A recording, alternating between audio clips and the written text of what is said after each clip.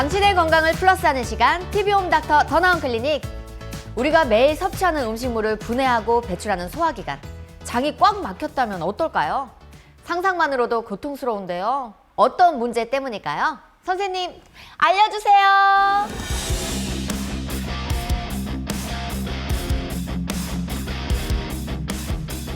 선생님 안녕하십니까? 네, 안녕하세요.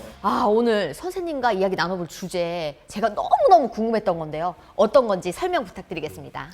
오늘은 장이 막혔다는 의미로 이제 장폐색이라는 병에 대해서 알아볼 거고요. 우리가 이제 음식물을 먹고 나면 입을 통해서 식도를 통해서 위, 소장, 대장 그리고 항문을 통해서 배출이 되잖아요. 근데 이 중에 어딘가가 막힌 거죠. 그래서 뭘 먹어도 내려가지 않고 자꾸 토하고 그것 때문에 배가 아프고 결국 심하면 수술이나 사망까지 이룰 수 있는 무서운 질병 중에 하나죠. 저도 음식물을 소화하는 기능이 좀 약하거든요. 그래서 굉장히 잘 체합니다. 이 체하는 것도 장과 관련이 있을 수 있을까요? 체하는 것도 위장관 기능이 나빠서 그런 거긴 한데 이게 장이 막힌 거하고는 다르죠. 다른 이야기겠죠? 네. 그렇다면 이 장폐색은요, 소화기관 어디에나 생길 수 있는 걸까요? 주로 소장에 많이 생기고요. 그 장들이 서로 연결되는 부분, 그러니까 식도와 위가, 그다음에 위와 소장, 소장과 대장 이런 부분은 좀 좁은 부분이거든요. 그래서 그 부위가 종양, 암 같은 게 생긴 경우에는 그 좁은 부위를 더 잘 막겠죠.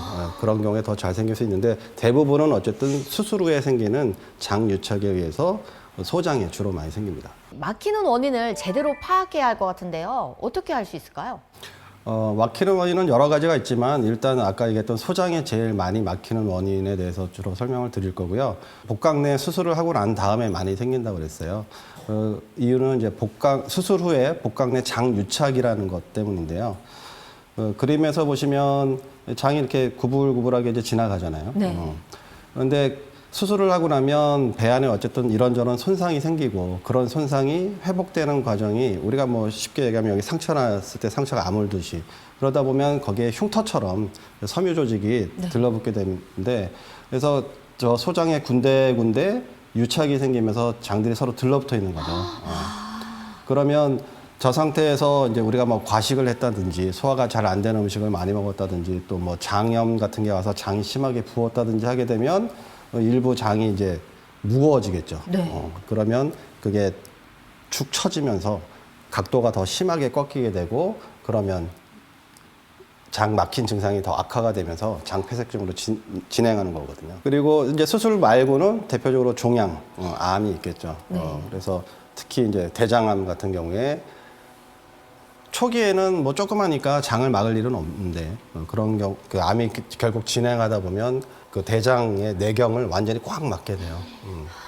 그러면 음식물이나 내용물이 통과가 안 되니까 장이 막히게 되겠죠. 거기로 다 쌓이게 되겠네요. 그리고 지금 얘기 드린 건 이제 기계적 장폐색이라고 그래요. 어쨌든 기계적으로 막혔다. 그다음에 마비성 장폐색이라는 것도 있는데 그거는 장 운동 자체가 떨어진 거예요. 몸 상태가 뭐 특히 대사 이상이 있다든지 어쨌든 수술 후라든지 그래서 장 운동 기능이 아예 떨어져서 잘 안 움직이니까 막힌 것처럼 보이는 거를 마비성 장폐색이라고 하는데 오늘은 그래도 주로 기계적 장폐색에 대해서 말씀드릴 겁니다. 어떻게 보면 이 장폐색을 수술 후유증으로 볼 수도 있을 것 같은데요. 맞을까요? 그렇죠. 일종의 후유증입니다. 네. 아까 잠깐 흉터 얘기를 했지만 어쨌든 몸에 뭔가 수술이라는 게 몸을 치료하기 위한 거지만 결국 손상을 어쩔 수 없이 주는 거기 때문에 그 치유 과정 중에 장들이 서로 들러붙는 유착은 막을 수는 없거든요. 그러다 보니 그로 인한 후유증인데 그거를 이제 최대한 덜 생기게 하는 방법으로 수술을 하거나 수술 후에도 환자가 뭐 운동을 열심히 하거나 하는 등의 노력이 필요한 상태죠. 이 장폐색 증상은요, 또 어떤 특징이 있을까요? 기계적 장폐색의 주 증상은 이제 복통인데 장이 막혀 있으니까 그거를 음식물이나 그 소화액을 내려보내기 위해서 장이 쥐어짜게 되거든요. 그래서 복통의 양상이 뭔가 굉장히 쥐어짜는 듯한 격렬한 통증이 오실 수 있고요. 장이 막힌 부위에 계속 내용물이 쌓이게 되니까 결국 구토를 하시게 되는데 구토하는 장이 막힌 위치에 따라서 초기부터 구토를 하시는 경우가 있으니까 상부위 장관이 막힌 경우에 처음에는 그 당즙이 섞인 이렇게 황갈색 구토물이 나오다가 나중에는 거기서 이제 대변 냄새가 나는 지저분한 구토물을 토하게 됩니다. 아, 이게 거꾸로 역류하는 거군요. 예. 결국 소화가 잘 안 되는 거잖아요. 뭘 먹어도 소화가 안 되니까 결국 탈수 증상을 일으키게 되고요. 그다음에 결국 장이 완전히 막혔으면 대변이 안 나오고 방구도 안 나와요. 아이고, 가스가 속에 차면 정말 괴로운데. 그래서 네. 배가 빵빵한 복부 팽만감으로 또 고생을 하시게 되죠. 잠깐 참고로 말씀드리면 이제 마비성 장폐색 같은 경우에는 장 운동만 그냥 떨어져 있는 거고 기계적으로 완전히 막힌 게 아니기 때문에 가끔 이제 뭐 이렇게 물처럼 설사를 좀 하시거나 가스가 나오는 경우도 있어요. 그래서 그런 점이 기계적 장폐색과 마비성 장폐색의 차이점이에요. 이렇게 장폐색 증상이 지속되거나 방치하게 된다면 어떻게 될까요?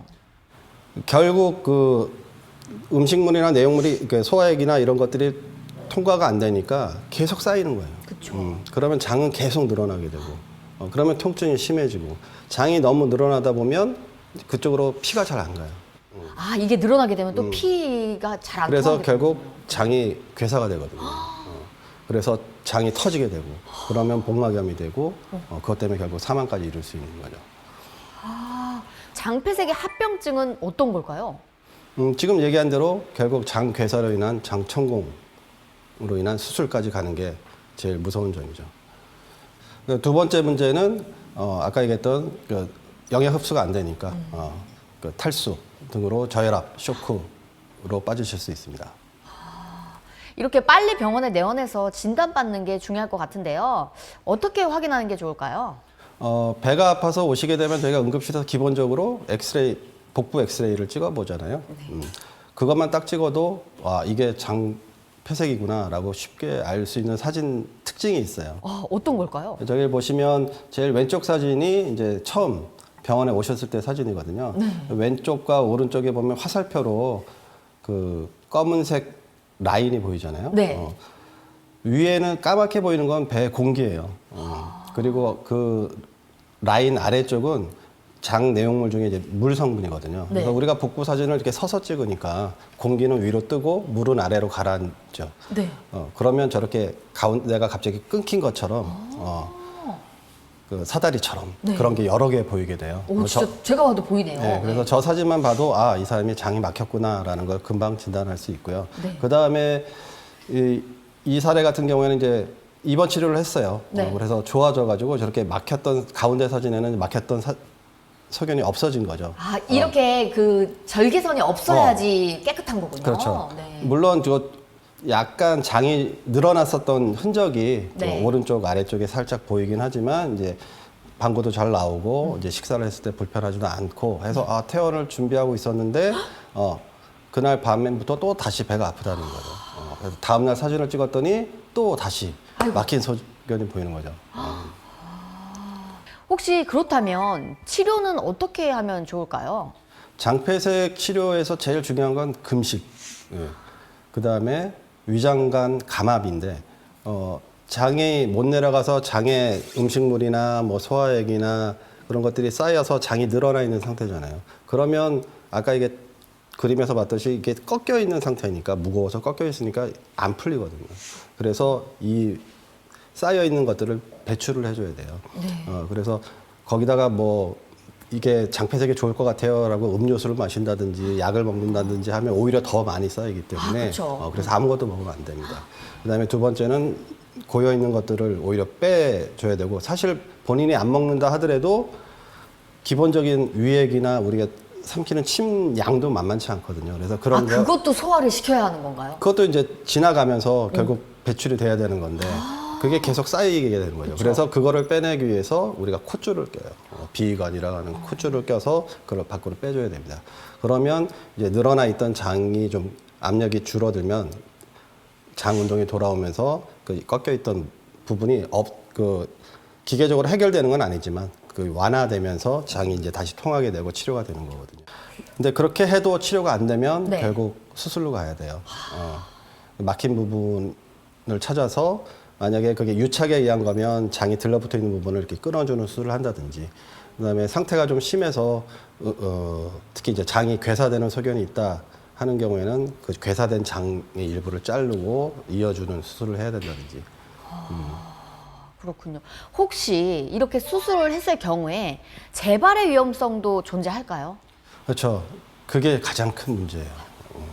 장유착의 기본 원인은 뭐 다른 자연적인 배 안의 염증이나 종양도 있겠지만 아까 얘기했듯이 복강 내 수술이 제일 큰 원인이거든요. 근데 그거를 치료하기 위해서 수술을 했더니 당장은 해결됐는데 아무는 과정, 회복하는 과정 중에 장이 또 들러붙는 거예요. 그러니까요. 제가 아는 분은 수술을 5번, 6번 하신 분도 있어요. 근데 수술을 안 할 수는 없었죠. 그렇죠. 어떤 분들은 수술을 안 하고 쉽게 잘 풀려서 병원을 뭐 1년이나 2년에 한 번씩 오시긴 하는데 그래도 다행히 수술까지는 안 가고 또 하루 이틀 만에 잘 풀려서 가시고 이런 분들도 있고. 그럼 정말 다행인데요. 그렇죠. 그렇다면 이 장폐색의 재발 어떻게 막아야 할까요? 그러니까 일단 제일 중요한 건 몸이 아프시면 병원을 빨리 방문하시는 거고, 그다음에 그거를 치료하는 입장에서는 가능한 한 배 안의 손상을 덜 줄 수 있는 방법을 해야 되는데, 예전에는 배 안을 수술할 때는 다 크게 절개를 했었잖아요. 근데 요새는 이제 복강경 수술 기법이 많이 발전이 됐으니까 배를 크게 째고 수술하는 거에 비해서 복강경 수술로 하면 장유착 정도가 훨씬 덜 생기실 수 있습니다. 그다음에 이제 환자 입장에서 이거를 예방하기 위해서 저희가 얘기하는 거는 수술 후에 너무 누워 계시지 말라는 거예요. 나가서 자꾸 운동을 좀 하시라고 얘기 많이 혹시 주변 지인분들 들으셨을 거예요. 누워만 계시면 수술 후에 장 운동이 늦게 돌아오거든요. 그러다 보면 장 유착이 더 안 좋게 생기실 수 있고요. 그다음에 또 수술 후에 저희가 아프니까 진통제를 쓰는데 그중에 이제 마약 성분도 있어요. 그 마약성 진통제를 너무 많이 쓰게 되면 또 장 운동이 늦게 돌아와요. 그다음에 일단 장유착 증상이 있었던 분들은 이제 생활 습관상에서 너무 한 번에 과식을 한다든지 소화가 잘 안 된다든지, 뭐 예전에 이제 찹쌀떡처럼 너무 이렇게 소화가 잘 안 되고 쫀득쫀득한 음식은 좀 피하시라든지 그런 얘기를 많이 했어요. 또 오늘 또 저희가 총정리해 본 결과 아프면 참지 말고 병원을 가라. 이게 또 오늘의 명언이네요. 그렇습니다. 네. 오늘은 장이 막혀서 생기는 장폐색증에 대해서 알아봤습니다. 합병증의 위험이 높은 질병이기 때문에 평소와 달리 이상 증상이 있다면 지체 없이 바로 진료 받으시길 바라겠습니다. TV홈닥터 더나은 클리닉, 오늘은 여기서 인사드리도록 하겠습니다. 선생님 오늘도 감사드립니다. 감사합니다. 장 일행시 장 건강을 챙기자. 챙기자!